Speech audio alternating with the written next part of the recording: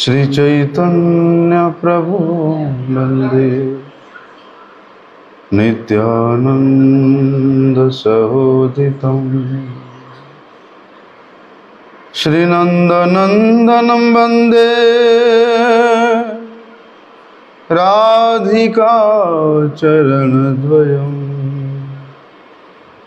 गोपीजन समायुक्तं वृंदावन मनोहरं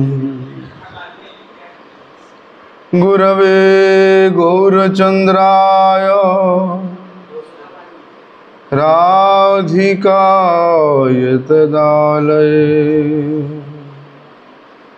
कृष्णाय कृष्ण भक्ताय तद्भक्ताय नमो नमः। वंशाकल्पतरुर्भ्यश्च कृपा सिन्धुभ्य एव च पतितानां पावनेभ्यो वैष्णवेभ्यो नमो नमः। पतित पावन परम करुणामय परम आराध्य तुम श्री गुरुपाद पद्म नित्य लीला प्रविष्ट विष्णुपाद परमहंस परिव्राजकाचार्य अष्टोत्तर शत श्री श्रीमत शिल भक्ति वल्लभ तीर्थ गोस्वामी गुरु महाराज के श्री चरण कमल में साष्टांग दंडवत प्रणाम करते हुए उनकी अहेतु की कृपा प्रार्थना। परम आराध्यतम शिक्षा गुरुपाद पद्म नित्य लीला प्रविष्ट श्री श्रीमद भक्ति विज्ञान भारती गोस्वामी महाराज के श्रीपाद पद्म में साष्टांग प्रणत होकर उनके अहेतु की कृपा प्रार्थना।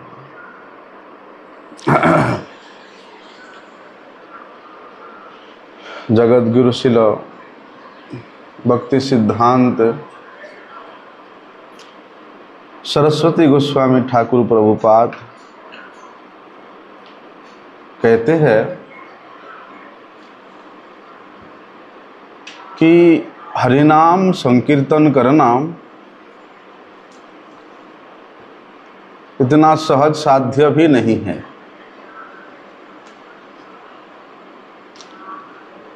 बहुत से ऐसे प्रतिबंधक है जो कि नहीं चाहते हुए भी हरि संकीर्तनकारी व्यक्ति के जीवन में कहीं ना कहीं से आ जाता है।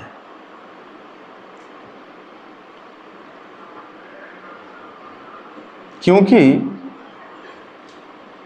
कुछ लोग ऐसे कहते हैं, कुछ लोग क्यों, बड़े बड़े ऋषि मुनि भी कहते हैं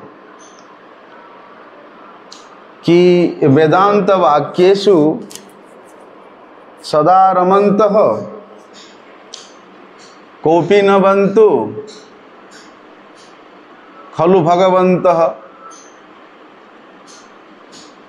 कहते अरे ये हरि का नाम संकीर्तन करने से क्या लाभ होगा, वो तो कोई भी कर सकता है। तो जो साधन सभी कर सकते हैं, जिसमें किसी प्रकार का कोई कष्ट साध्य नहीं है, ना कोई नियम है, ना कोई संकल्प है, तो उस साधन का भी कोई विशेष महात्म्य नहीं है। कुछ लोग ऐसा कहते हैं और कहते हैं वेदांत वाक्य सुसदा रमन्तः। जो लोग वेद के वाणी में, वेदांत के वाणी में हमेशा रमण करते हैं, अर्थात वेद के वास्तविक तात्पर्य को नहीं जानने के कारण वेद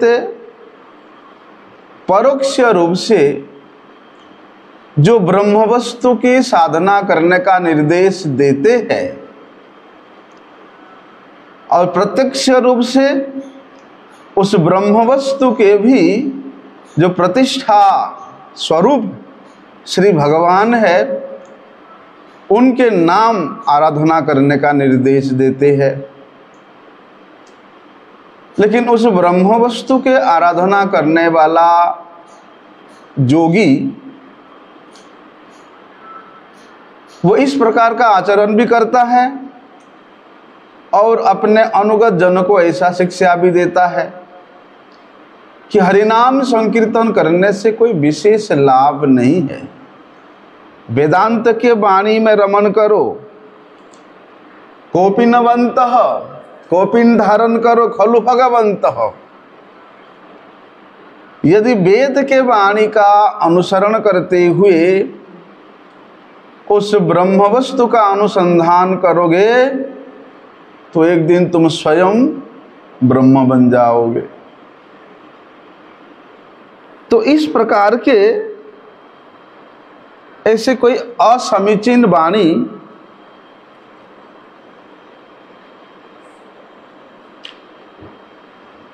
कहीं ना कहीं सुनने को मिलता है।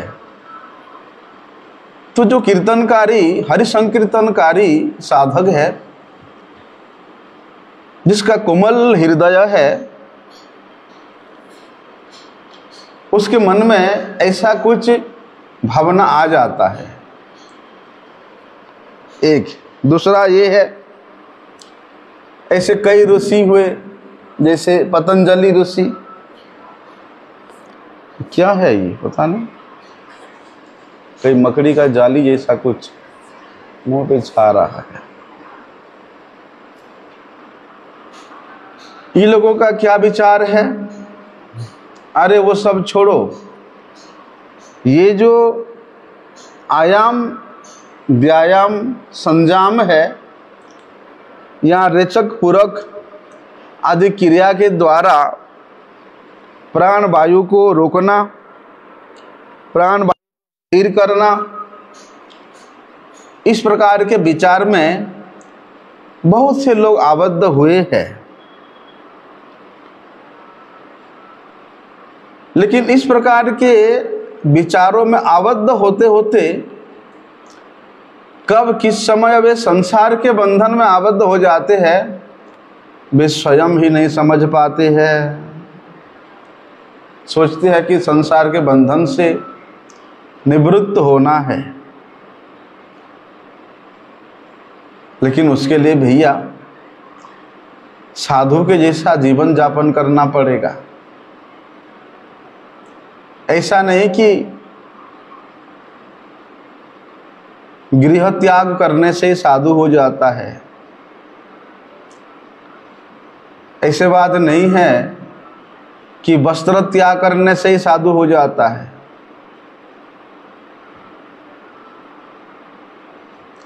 बोलते साधु का वृत्ति को अवलंबन जो करता है, जो सद्वृत्ति को अवलंबन करता है,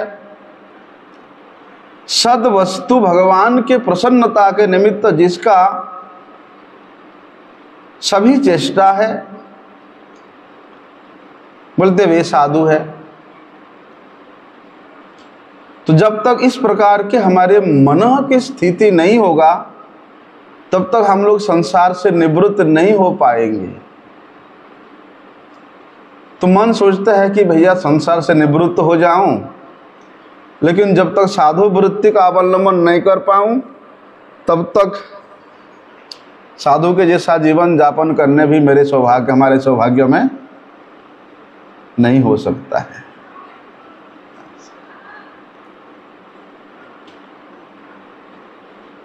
फिर कोई कहते अरे भैया इस जगत में तो बहुत से पथ है, योग पथ है, कर्म पथ है, वेदांत पथ है। तो सोचता हूँ उन पथों के पथिक हो करके भी कुछ ना कुछ तो मेरा मंगल होगा, मेरा कल्याण होगा। तो उस कल्याण के पीछे में धावित हो करके हम अपने आप के आत्मवंचना में ही लगे रहते हैं। आत्मवंचना करने का मतलब कि संसार के भोग पिपासा में आवृत्त हो जाना। जिन साधनों को हम निःश्रेयस अर्थात हमारे कल्याण के पथ के रूप में हम लोग सुनते हैं, जानते हैं, बोलते उन साधनों के पीछे हम लोग भाग जाते हैं जो वास्तविक साधन को छोड़ करके हरिनाम साधु संग में हरिनाम संकीर्तन करने के वृत्ति को छोड़ करके हम लोग इधर उधर भाग जाते हैं। क्यों भागते हैं? विचार आता है अरे गौड़िया मठ में तो कोई विशेष विरक्त भाव में नहीं रहता है। जब विरक्त भाव का आता है तो देखता हूँ गंगा जी के किनारे में या हिमालय में केवल कौपिन धारण करके वृक्ष के नीचे ही वे अब साधु अपना जीवन व्यतीत करता है। लेकिन गौड़िया मठ में तो ऐसा नहीं है। यहाँ तो भैया अच्छे अच्छे कपड़े पहनने को मिल रहा है, एसी में सोने को मिल रहा है, बहुत सुंदर सुंदर भोजन भी मिल रहा है। तो ये तो कोई निवृत्ति का मार्ग नहीं है, ऐसा विचार आता है मन में। फिर सोचता हूं यदि योग पथ का अवलंबन करूं, हाँ, योग पथ का अवलंबन करने से वहां पर वैराग्य का आचरण करने को मिलेगा। एक आसन में बैठ करके प्राणायाम के द्वारा, रचक पुरक के द्वारा प्राण वायु को अवरुद्ध करके वहाँ एक विशेष साधन के स्थिति को प्राप्त हो सकते हैं। फिर सुनते हैं अरे नहीं, उससे भी अच्छा है कि वेदांत वाणी को, वेद के वाणी को या जो ब्रह्म स्वरूप उनमें लीन हो जाना ही श्रेष्ठ है। इस प्रकार के कितने कल्पना परिकल्पनाओं के बीच में वे कोमल हृदय साधक पड़े रहता है जब तक उसको वास्तविक पथ निर्देशन करने वाला, वास्तविक रास्ता दिखाने वाला साधु ना मिले। कई बार क्या होता है, दुर्भाग्य ऐसा कि सद्गुरु के चरण आश्रय करने के उपरांत भी मन में विश्वास नहीं हो पाता, क्या मैं जिस गुरु के चरण आश्रय किया हूँ क्या उसी से मेरा कल्याण हो सकता है। जिस दिन इस प्रकार का संदेह उसके मन में आ जाता है, उसी दिन भैया उसके जितने भी साधन भजन किया है सब धूलिसात हो जाता है, भस्मसात हो जाता है। और इस प्रकार गुरुदेव को उस एक साधारण मनुष्य के मापी चिंतन करके उनके चरणों में अपराध कर बैठता है। फलस्वरूप हरि संकीर्तन से भी उसका हाथ धोना पड़ता है, साधु संग से भी हाथ धोना पड़ता है, और इस प्रकार अनेक कल्पना परिकल्पनाओं के बीच में चक्कर में पड़ करके अपने वास्तविक उद्देश्य से भी, अपनी वास्तविक कल्याण से वे कोसों दूर चला जाता है। लेकिन कहते हैं इस प्रकार के जितने भी साधन है जो कि हम लोगों को संसार के विषय भोग के पिपासा को जागृत करता है, यहाँ तक बताया मुक्ति का कामना भी एक विषय भोग पिपासा के सदृश है। स्वर्ग की कामना ऐसे कि ब्रह्मलोक तक की कामना भी, इसको भी भोग पिपासा के रूप में जगत गुरु श्रील प्रभुपाद जी ने वर्णन किया है। तो हरिनाम संकीर्तन के साधन को छोड़ करके ये जो अन्यान्य साधन है ये कभी भी अविधेय नहीं हो सकता, ये कभी भी साधक का कर्तव्य नहीं हो सकता। अविधेय तो केवल मात्र भगवत नाम संकीर्तन है। इसलिए जो व्यक्ति अपने आप को वंचना करता है, अर्थात अपने आप को ठगता है, उसके जीवन में ऐसी परिस्थितियां आती है और ऐसे परिस्थिति के चक्कर में पड़ करके थोड़ी दिन दिखावा करता है। कभी शिष्य होने का अभिनय करता है तो कभी गुरु बनने का सपना देखता है, कभी त्यागी बनने का सपना देखता है, कभी भोगी बनने का सपना देखता है। लेकिन वास्तव जो अवंचक है, ना स्वयं को कभी वो ठगने का प्रयास करता है और ना जिसके आश्रय में है वो उसको ठगने का प्रयास करता है। तो ऐसे जो हमारे कल्याणकारी संत जन है, जो महापुरुष गण है, उनका विचार क्या है? अरे नहीं नहीं नहीं नहीं, ये सब चक्कर के पीछे में मत पड़ो। क्या करना? बोलते कर्मकांड ज्ञान कांड केवल विषय भांड। ये जो कर्मकांड के पीछे में लोग भाग रहे हैं, कर्मकांड कि भगवान को लेकर के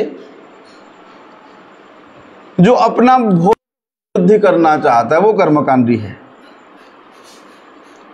कर्मकांड के नियम को पालन है, कर्मकांड के आचार विचार को पालन कर रहा है, व्यभिचारी नहीं है। लेकिन जैसे भगवान का श्री विग्रह है, सोचता है कि इसको बनाने वाला जो शिल्पी है, जो कारीगर है, जो कुम्हार है, अच्छा बनाया है, कारीगर के हाथ से बनाया हुआ अच्छा बना है। लेकिन उस कारीगर के हाथ से बनाया हुआ जो मूर्ति है, जो विग्रह है, चाहे वो प्रस्तर की हो, चाहे वो अष्टधातु की हो, चाहे वो काष्ठ की हो, चाहे वो प्रतिमा ही क्यों ना हो, यदि इस प्रकार का भाव रहेगा तो उनमें कभी भी उसका भगवत बुद्धि नहीं आ सकता है। और जब तक साक्षात भगवत विग्रह में उसका भगवत बुद्धि नहीं आता, लेकिन वो करता है, सेवा करता है, लेकिन भगवत बुद्धि नहीं आया, वो कर्मकांडी है। तो श्री नरोत्तम दास ठाकुर जी महाराज कहते हैं, कर्मकांड ज्ञान कांड सकली विशेर भांड। चाहे कर्मकांड की बात कहो, चाहे ज्ञान कांड की बात कहो, ये सब विष का भांड है। भांड मतलब मटका है, विषों का ये गंताघर है। लेकिन क्या करें भैया, दूर से देखने में अच्छा लगता है, हैं? अमृत बलिया जेवा खाए, अमृत समझ करके जो व्यक्ति उसके चक्कर में पड़ जाता है, क्या होता है? नाना जोनी सदा फिरे, कदर जब क्षण करे। बस हो गया, उसका मनुष्य जोनी से उसका निस्तार हो गया, अर्थात दूसरे दूसरे जोनियों में वो भ्रमण करता रहता है। कभी जलचर के रूप में, कभी स्थलचर के रूप में, कभी वृक्षलता के रूप में, तो कभी पशुओं के रूप में, हैं? उसका भ्रमण फिर कभी समाप्त नहीं होता। वो भगवान के कृपा से जो मनुष्य शरीर प्राप्त किया था, वो तो उसका अधपतन हो गया, अधपात में चला गया। इसलिए भैया मनुष्य जन्म प्राप्त करने के उपरांत भी कर्मी होना या ज्ञानी होना ये हमारा प्रयोजन का विषय नहीं है। ना तो कर्मी होना है, ना तो ज्ञानी होना है, क्योंकि ये जीवात्मा का धर्म नहीं है। कर्मी होना या ज्ञानी होना ये हमारे जीवात्मा का धर्म नहीं है। क्या है जीवात्मा का धर्म? नित्य धर्म कृष्ण सेवा। कृष्ण सेवा ही जीवात्मा का नित्य धर्म है। इसलिए वे कृष्ण सेवा इस कलि युग में विशेष रूप से जिस साधन से होता है वो साधन है श्री हरिनाम संकीर्तन। श्री हरिनाम संकीर्तन के द्वारा ही वास्तव में जीव का नित्य मंगल होता है। लेकिन हम लोग क्या सोचते हैं, थोड़ा सा हरिनाम संकीर्तन कर लिया, थोड़ा सा साधु संग कर लिया, आधा घंटा ठाकुर जी का सेवा कर लिया, तो सोचती है कि इसी से मेरा कल्याण हो जाएगा। बोलते हैं मंगल का छाया लाभ करने से वास्तविक मंगल लाभ होगा ऐसी बात नहीं है। छाया को प्राप्त करना और वास्तव वस्तु को, वास्तव व्यक्ति को प्राप्त करना, इसमें तो आकाश पाताल का तफात है। इसलिए मंगल के छाया करके यदि हम लोग सोचें हमारा तो भैया कल्याण हो गया, हमारा तो कल्याण हो गया,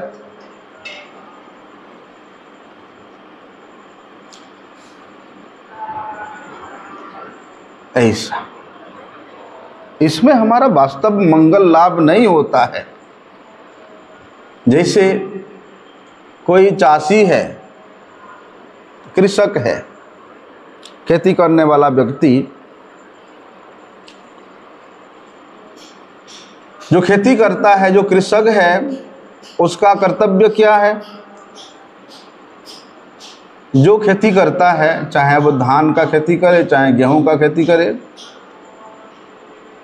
उस धान के पेड़ को रक्षा करना, धान के पौधे का मंगल करना ही उसका अविधेय है, उसका कर्तव्य है। अभी धान लगा दिया और छोड़ दिया, जब हो जाएगा 4 महीना बाद तब जाके काट के ले आएंगे, ऐसे होता है धान। भैया धान लगाने के बाद उसमें बहुत सारे उल्टा पुल्टा घास भी हो जाता है, इतना बेकार की घास हो जाता है तुम्हारे धान के पेड़ को ऊपर उठने नहीं देता है ना। तो उन सब आजू बाजू के जो घास है उसको तो भैया उठा के फेंकना पड़ेगा। ऐसे भी ना हो कि वो घासों को उठाने के चक्कर में धान को उठा के फेंक दे, है ना। ऐसा इसी प्रकार जीव का जो अभिधेय है, कर्तव्य है हरि सेवा करना, हरि संकीर्तन करना। लेकिन यत्न नहीं लेंगे तो ये सब कर्म कांड, ज्ञान कांड आकर के उसको ढक लेता है।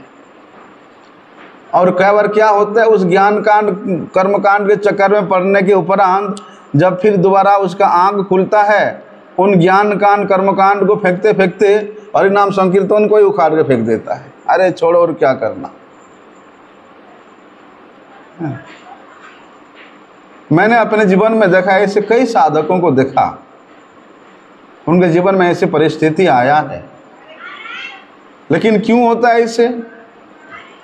जब हम अपने आप को अभिमानित करेंगे, अरे मैं इतना साल से हरिनाम कर रहा हूँ, 25-30 साल हो गया मुझे मठवास करते हुए, अब मुझे किसी की आवश्यकता नहीं है, अब तो मैं सारे शास्त्रों को भी समझने लग गया हूँ, हैं?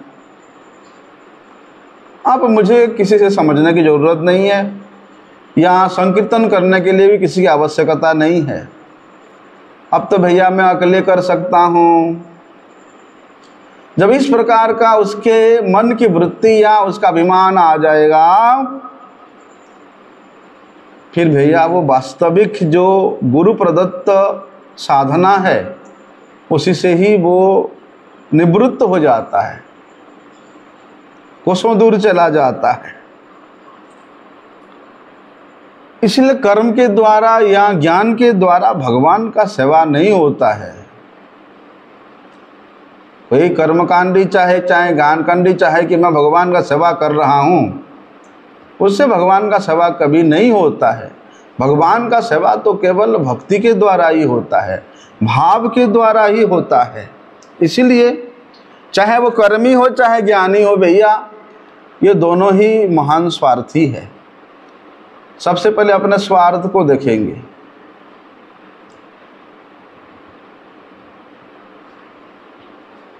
लेकिन देखो, निस्वार्थ के भजन करना, भगवान का सेवा करना, अपना जीवन यापन करना कितना कठिन है, क्योंकि हम लोग आचरण नहीं कर पाते हैं। सबसे पहले अपने स्वार्थ को रखेंगे, अपने सुविधा को रखेंगे, तब जाकर के ठाकुर सेवा करेंगे। नहीं होता है इससे। जब तक निस्वार्थ नहीं होंगे तब तक हरि संकीर्तन करने का योग्यता हमको प्राप्त नहीं होगा। और जहाँ तक बात रहा कर्मी और ज्ञानी की, वे तो भैया परम स्वार्थी है, स्वार्थपर है। बोलते हैं चलो सत्कर्मी और सद्ज्ञानी की बात तो छोड़, जो कुकर्मी व्यक्ति है वो तो महापापिष्ट है।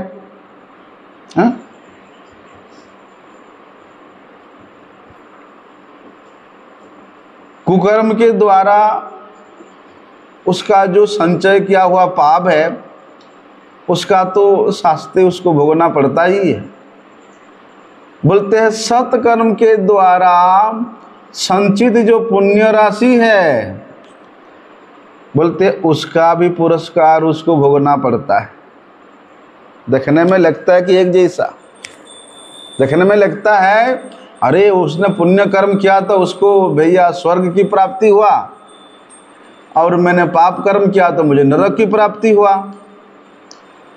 विचार करने में लगता है कि कितना तफात है, लेकिन कोई तफात नहीं है। स्वर्ग भी एक प्रकार का दंड विधान का स्थान है, नरक तो है ही। तफात इतना है, स्वर्ग पुण्य के द्वारा स्वर्ग प्राप्ति किया हुआ व्यक्ति के गले में सोने का सिकुल लगा करके उसको खींच के लेके गया, और पाप करने वाला व्यक्ति के गले में लोहे का जो सिकड़ है वो लगा करके खींच के लेके गया। इतना फर्क है तो दोनों ही दंड का विधान क्षेत्र है, दोनों ही बंधन का कारण है। इसलिए भैया संसार में अधिक सुंदर होना भी मुश्किल है, अधिक बलवान होना, अधिक धनवान होना, अधिक पंडित होना, ये भी एक प्रकार का दंड विधान ही है। क्योंकि जो अधिक रूपवान होता है, रूपवती होता है, वो अपने सामने किसी को आता पता भी नहीं देता, मेरे जैसा सुंदरी ही कोई नहीं है। पुरुष बलवान है, अरे मेरे जैसा बलवान कौन है। अगर कोई बड़ा पंडित है, वो तो भैया किसी को पता भी नहीं देता उसके सामने कि मैं इतना बड़ा पंडित हूँ। तो ये क्वालिटी देखने में लगता है अच्छा है, लेकिन उस क्वालिटी संयुक्त व्यक्ति के लिए ये भी दंड ही है। प्रदंड का एक अलग अलग भेद है, क्योंकि इन वस्तुओं को लेकर के यदि व्यक्ति अभिमान करता है, कोई अभिमान ही उसका बंधन का कारण बन जाता है। इसलिए कुंती माता क्या कहती है कि जन्मे स्पर्ज श्रुत श्रीभि रेदमान मदह पुमान, कि भैया बड़े उच्च कुल में जन्म लेना, संभ्रांत परिवार में जन्म लेना, ऐश्वर्यशाली घर में जन्म लेना, बड़े सुंदर होना, बड़े पंडित होना, बोलते इन सब के द्वारा हे भगवान आप कभी भी प्राप्य नहीं होते हैं। त्वाम अकिंचन गोचर, जो इन सब अभिमानों से अपने आप को दूर रख करके केवल आपके ही प्रसन्नता के निमित्त अपना जीवन यापन करता है, वास्तव में वही व्यक्ति ही अकिंचन है। और ऐसे अकिंचनों के द्वारा ही आप बोधगम्य वस्तु है, आप प्राप्य वस्तु है, अन्यथा नहीं।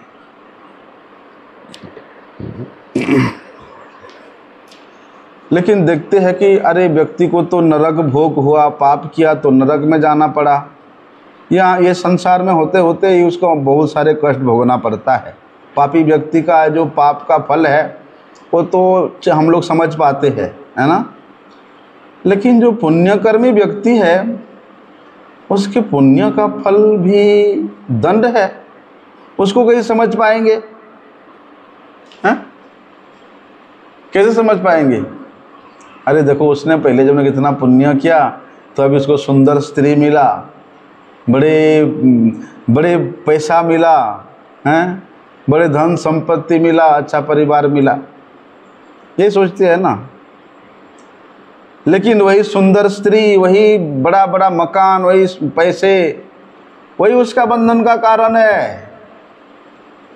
इसलिए वहाँ पर श्री ठाकुर महाशय बड़े सुंदर बात कहते हैं कि भैया पापे ना करिह मन, आमिषे पापी जन, तारे मन दूरे परिहरी। ठीक है भैया, पाप तो मन से भी नहीं करना, लेकिन क्या करूं, मेरा मन हमेशा पाप में ही रमण करता रहता है, रमता रहता है। मैं तो ऐसे पापी जन हूं। और उन पापों से अपने मन को परिहार करने में, दूर करने में मैं बड़े प्रयास करता हूं। दूसरा, पुण्य, पुण्य से सुखेर धाम, तारना लइयो नाम। वहां पर तो भैया पाप जो कार्य है उसको तो मन से भी नहीं करने को बोला, लेकिन क्या करें, मैं पापी जन हूं तो मेरे से हो ही जाता है। अपने पूर्व जन्म के कुसंस्कार के कारण नहीं चाहते हुए भी पाप कर्म मेरे से हो जाता है। मैं नहीं चाहता हूं कि मैं पाप कर्म करूं, लेकिन कुसंस्कार ऐसा है कि उस पाप में प्रवृत्त होना पड़ता है। चलो, पाप तो ऐसा हो जाता है, लेकिन पुण्य के लिए तो बड़े सावधान करते हैं। सुनता है पुण्य तो वे सुख के धाम है, लेकिन उस पुण्य का नाम भी मत लेना, उस पुण्य के नाम भी मत सुनना, क्योंकि पुण्य मुक्ति द्वि परिहरी। पुण्य की बात तो छोड़ो, मुक्ति को भी आप कभी चिंतन नहीं करना कि मैं मुक्ति हो जाऊं, बोलते दोनों को ही परिहार करना, दोनों को ही त्याग करना। और क्या बताया कि प्रेम भक्ति सुधा ताहे डूब निरवधि। बोलते भगवत पाद पद्म की जो प्रेम है उसमें अपने आप को डुबाओ। किस प्रकार से? बोलते हैं अत्यंत भक्ति भाव से। उस प्रेम के समुद्र में जब डूबोगे, किस प्रकार से? निरवधि, मतलब हमेशा, नित्य निरंतर। और वे प्रेम का समुद्र क्या है इस कलियुग में? बोलते ये हरिनाम संकीर्तन। हरिनाम संकीर्तन रूप जो प्रेम का समुद्र है, नित्य निरंतर उसमें अपने आप को डुबो करके रखना। आर्जत क्षार निधि प्राय, बाकी जितना है वो सब लवण का समुद्र, नमकीन समुद्र है, हैं? बाकी सारी साधनों को उसको क्षार निधि कहा गया, नमक के समुद्र के रूप में। और भगवत प्रेम को, इसको भक्ति सुधा के निधि, भक्ति के प्रेम के समुद्र के रूप में वर्णन किया है। इसलिए क्षार निधि में, अर्थात लवण समुद्र में डुबो लगाना चाहोगे ना प्रेम समुद्र में। अगर प्रेम समुद्र में डूबना चाहोगे तो भैया उन सब को परिहार करना पड़ेगा। कर्म कांड को, ज्ञान कांड को, मुक्ति को, पुण्य को, सबको छोड़ना पड़ेगा। केवल मात्र प्रेम भक्ति के द्वारा भगवत पाद पद्म के सेवा करते करते आप उस प्रेम के समुद्र में डुबकी लगा सकते हो। क्यों? क्योंकि वहाँ ऐसा होता है कि निरंतर सुख पावे, सकल संताप जावे।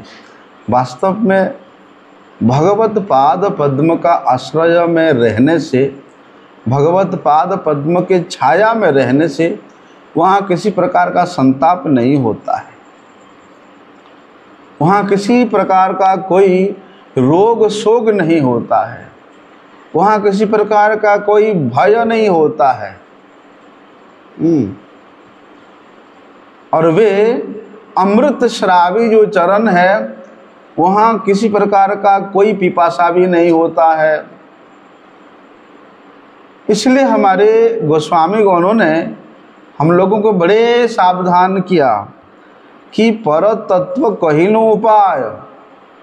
रे मनुष्य, यदि अपना मंगल चाहते हो तो ये परतत्व रूप सिद्धांत में अपने आप को लगा के रखो, उसमें डुबा करके रखो। लेकिन क्या करें भैया, जो लोग भगवान का भजन नहीं करते हैं, भगवत सेवा नहीं करते हैं, या सेवा या भजन का केवल दिखावापन करते, अभिनय मात्र करते हैं, ऐसे व्यक्तियों के हृदय का भाव क्या होता है? जैसे कि मैंने कहा था, अरे ये तो मूर्ति है, ये लोग जो पूजा करते, लेकिन बड़े सुंदर मूर्ति है, पुतुल है। लेकिन ये पुतुल एक कुम्हार के द्वारा बनाया हुआ है। ये पुतुल उठा लो,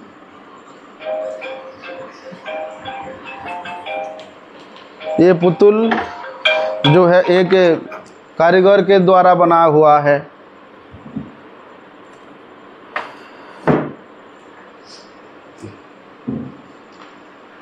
मतलब देखो, भजन नहीं करने से कैसा भाव, कैसा दुर्भाव होता है, कैसा बाह्य भाव होता है कि साक्षात भगवत स्वरूप उसके आंखों के सामने विराजमान होने पर भी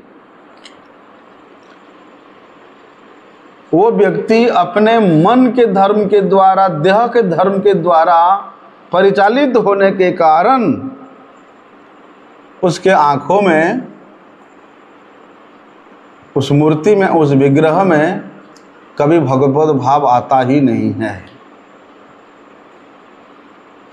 लेकिन श्रीमन महाप्रभु जी क्या कहते हैं कि प्रतिमा नह तुम्हें साक्षात ब्रजेंद्र नंदन।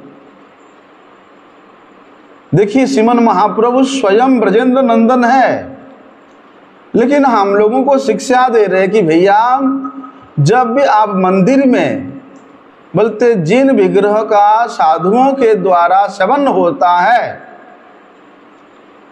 उनका दर्शन करने के लिए जब जाओगे तो उन विग्रहों को इस प्रकार से मत देखना कि ये तो पित्तल की है, ये पत्थर की है, ये लकड़ी की है। ऐसा नहीं। क्या वजह बताया उपाय कि साक्षात ब्रजेंद्र नंदन, कि ये कोई प्रतिमा नहीं है, कोई मूर्ति नहीं है, ये तो साक्षात ब्रजेंद्र नंदन भगवान श्री कृष्ण चंद्र हैं। जब इस प्रकार की दृष्टि से, इस प्रकार के भाव से हम लोग श्री भगवत मंदिर में भगवान के विग्रहों का दर्शन करेंगे, तब जाकर के हम लोग हरि संकीर्तन करने का अधिकारी हो सकते हैं। हरि नाम कीर्तन करने का अधिकार तभी हमें प्राप्त हो सकता है। भगवत विग्रह ये कोई अपने भोग की वस्तु नहीं है। भगवत विग्रह एक माध्यम है, क्या कि भक्त के सेवा को ग्रहण करने का माध्यम, भक्त के भाव को ग्रहण करने का माध्यम। लेकिन वही विग्रह सेवित होते होते, भक्तों के हृदगत भाव को ग्रहण करते करते वे स्वयं चलते हैं, वे स्वयं बोलते हैं। देखा ना यहाँ वृंदावन के वो जो गोपाल जी चल चल करके गए उड़ीसा में, उस ब्राह्मण के सेवक के पीछे पीछे। क्यों? क्योंकि वहां साक्षी देना होगा उनको। नाम था गोपाल, साक्षी देने के बाद क्या पड़ गया? साक्षी गोपाल। इसलिए भगवान विग्रह सेवा करते करते, भावों को ग्रहण करते करते, वे बोलते भी है, वे चलते भी है, वे खाते भी है, वे सब कुछ क्रिया करते हैं। ऐसा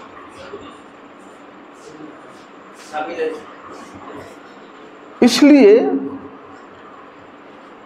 भगवान के विग्रह में अपने भोग की दर्शन करना, ये उस भगवत वंचित, भगवत भजन वंचित व्यक्ति का ही दृष्टि होता है। और जिस प्रकार भगवान के विग्रह को ऐसे लोग केवल अपने भोग के एक माध्यम के रूप में देखते हैं, उसी प्रकार श्री राधा गोविंद जी के नाम को भी केवल अक्षर रूप में ही देखते हैं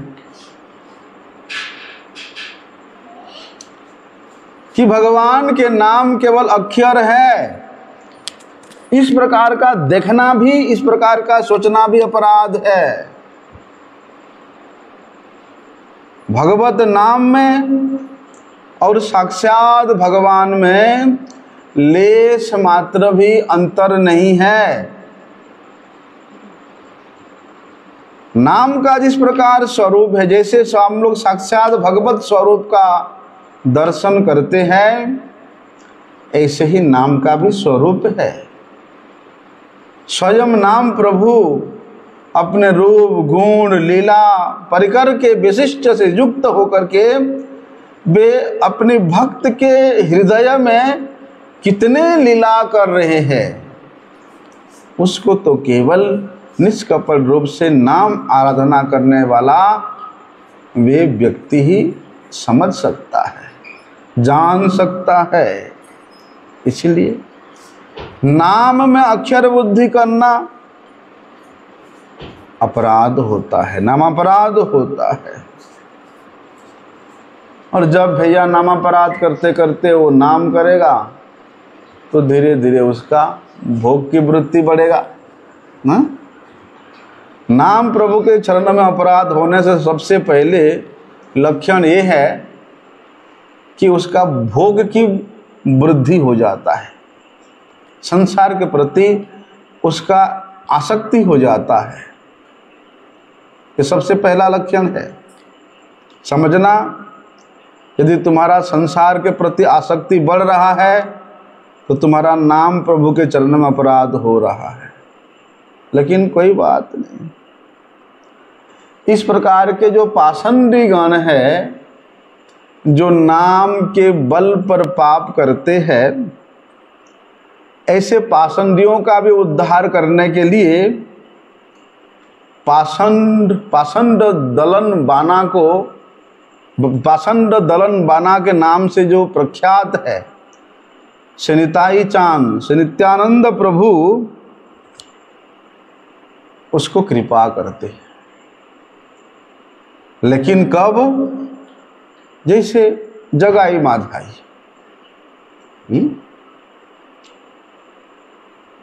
ऐसा कौन सा कुकर्म नहीं था कि दोनों भाइयों ने नहीं किया? सारे कुकर्म किया था। लेकिन कुकर्म करने से क्या होगा?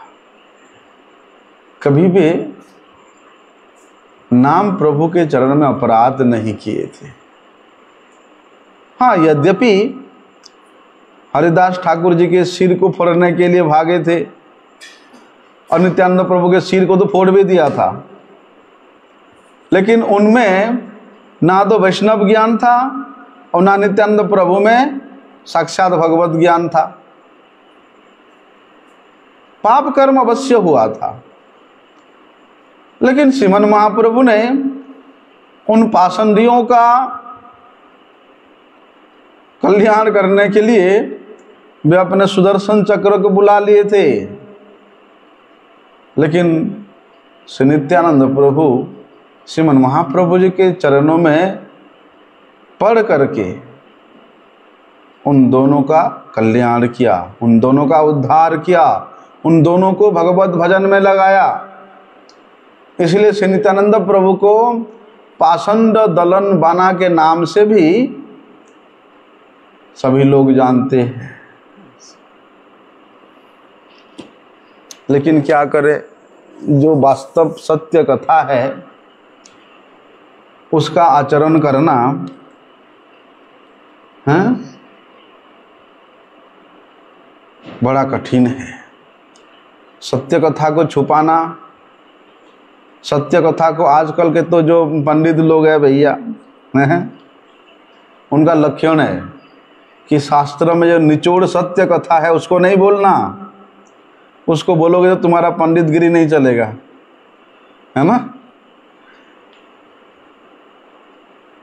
इसलिए जितने भी भागवती लोग भागवत कर रहे हैं, श्रीमद् भागवत के जो वास्तव प्रतिपाद्य विषय है उसको नहीं बोलते हैं। उसको बोलने से फिर इनका नहीं चलेगा।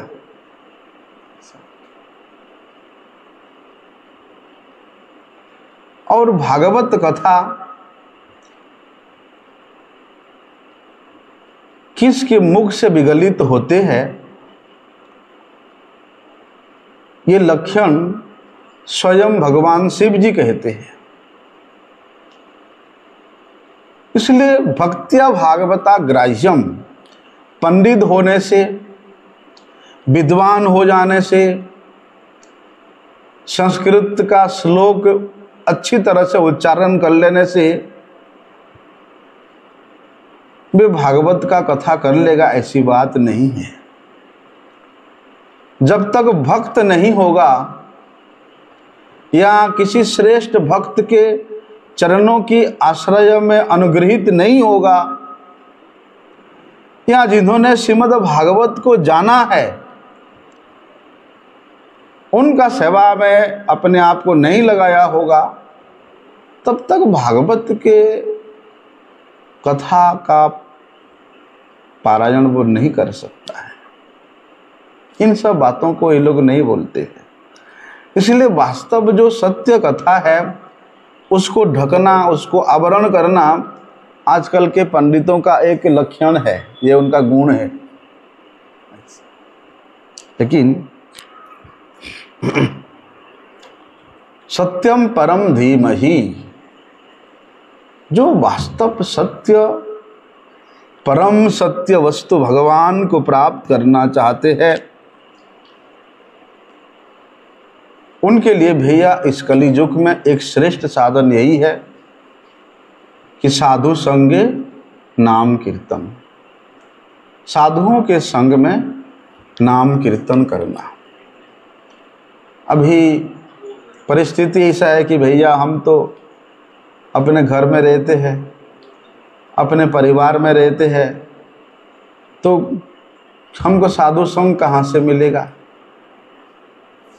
यद्यपि हरि संकीर्तन करने का विधान है, तो हमको साधु संग कहाँ से मिलेगा। किसी मठ में, किसी मंदिर में जाएंगे तब जाकर के साधु संग मिलेगा।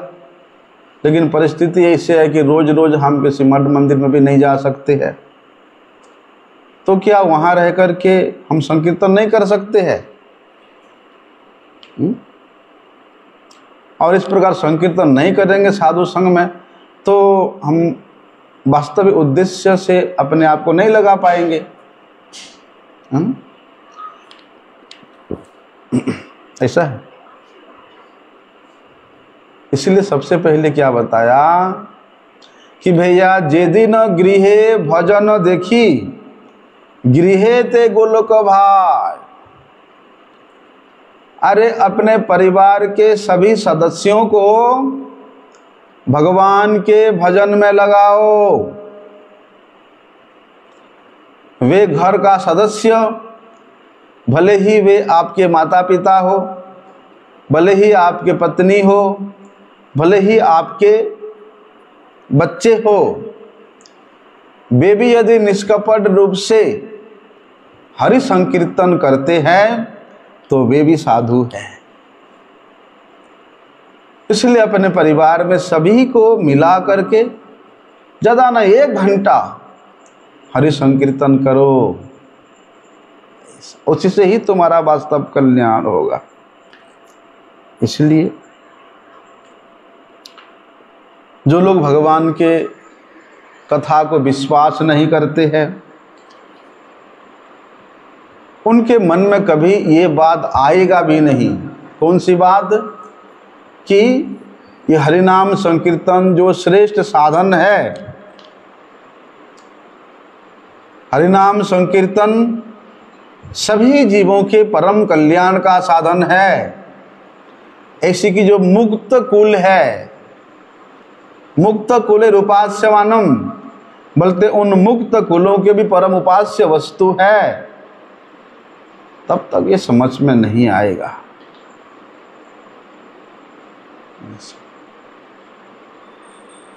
भाई जैसे जरासंध हैं, रावण हैं, ये कोई मूर्ख नहीं थे, बड़े विद्वान थे, बड़े पंडित थे। पंडित होने से क्या होगा? हैं? उन जरासंध रावण जैसा कर्मकांडी ज्ञानकांडी बन जाओगे कि साक्षात भगवान तुम्हारे सम्मुख विराजमान है, तुम्हारा कल्याण करने के लिए भगवान तुम्हारे सम्मुख विराजमान है, फिर भी तुम वहां पर अपने ज्ञान का भाषण, ज्ञान का परिचर्या कर रहे हो, हैं? अपने ज्ञान दिखा, अपने बल दिखा रहे हो, अपने बुद्धि दिखा रहे हो। ऐसा वहां पर नहीं चलेगा। इसलिए एक भोगी और दूसरा जो एक ठग मतलब फल्गु बैरागी, मतलब प्रच्छन्न भोगी जो चुप चुप करके भोग करते हैं, उस प्रकार का हो जाओगे भैया, कर्मकांडी ज्ञानकांडी हो जाओगे। अभी क्या होता है, इस प्रकार के कर्मकांडी व्यक्ति सोचता है, अरे देखो देखो उनका परिवार कितना कष्ट में था, लेकिन जिस दिन से उन्होंने हरिनाम लेना शुरू किया, हरि सेवा करना शुरू किया, हैं, साधु संग करना शुरू किया, तो उनके घर में कितना उन्नति होने लगा, हैं? उनके कितना भी मतलब संसार में उन्नति होने लगा, कितना उसका समाज में एक लाभ, पूजा, प्रतिष्ठा प्राप्त होने लगा।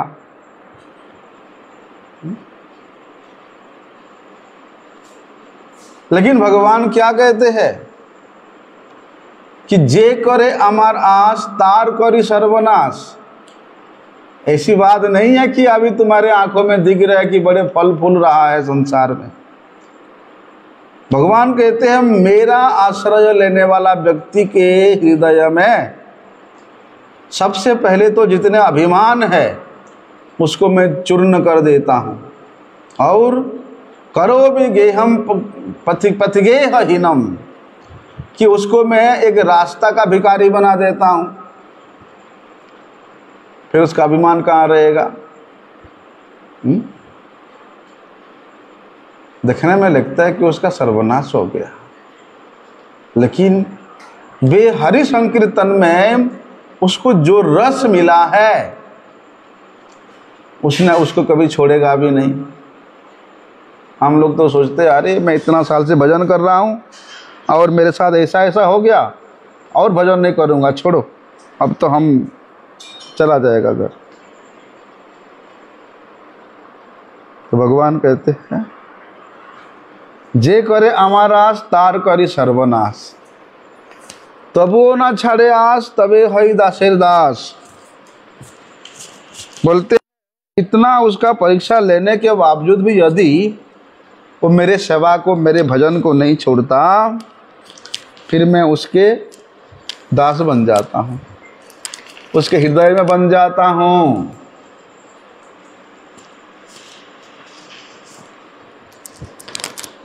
इसलिए हरि संकीर्तन करूंगा तो संसार में मेरा उन्नति होगा, लाभ पूजा प्रतिष्ठा प्राप्त होगा। इस प्रकार की जो प्राकृत चेष्टा की आशाएं हैं, ये जब तक संपूर्ण रूप से निष्कृति नहीं होगा तब हरि नाम संकीर्तन नहीं हो सकता है। देखो, जो व्यक्ति संसार में अपने प्रभाव विस्तार करने के लिए, श्री वामन गोस्वामी महाराज जी, भक्ति वेदांत वामन गोस्वामी महाराज जी बड़े सुंदर बात कहते हैं कि गुरु कभी भी लाभ पूजा प्रतिष्ठा प्राप्त करने के लिए, शिष्य से अपनी सेवा कराने के लिए, शिष्य की संख्या बढ़ाने के लिए वे कभी भी लालायित नहीं, इच्छा नहीं करते हैं। उनके हृदयगत भाव तो रहता है कि अधिक से अधिक कैसे जगत के लोगों को मैं ये नाम साधना में लगा सकूं, भगवान के गुण कीर्ति में लगा सकूं, भगवत सेवा में लगा सकूं। बोलते यही भाव होता है। लेकिन जिस दिन लाभ पूजा प्रतिष्ठा प्राप्त करने का लालसा लेकर के व्यक्ति भागता है, वो उसी प्रकार है जैसे कि विद्यारविलासे भ्रमी देशे देशे, कि भैया मैं इतना शिक्षा प्राप्त किया, इतना पढ़ाई किया, अब तो धन उपार्जन करने के लिए मुझे देश विदेश घूमना पड़ेगा। अब भैया मैं 30 साल से मठ में हूँ, इतना शास्त्र पढ़ा, इतना श्लोक याद किया, अब तो मुझे शिष्य बनाना चाहिए हैं।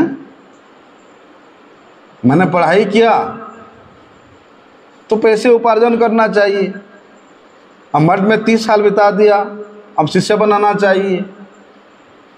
आशा क्या है? मुझे लाभ होगा, पूजा मिलेगा, प्रतिष्ठा मिलेगा। इस प्रकार के आशा से जो व्यक्ति जाता है वो कभी भी हरि संकीर्तन करने का अधिकारी नहीं हो सकता है। ऐसे जगत गुरु श्रील भक्ति सिद्धांत ठाकुर श्रील प्रभुपाद जी का विचारधारा है। हम लोगों को इसको श्रवण करना चाहिए और अपने जीवन में पालन करना चाहिए। आगे का विषय कल श्रवण करें। वंशा कल्पतरुभ्यश्च कृपा सिंधुभ्यैव च।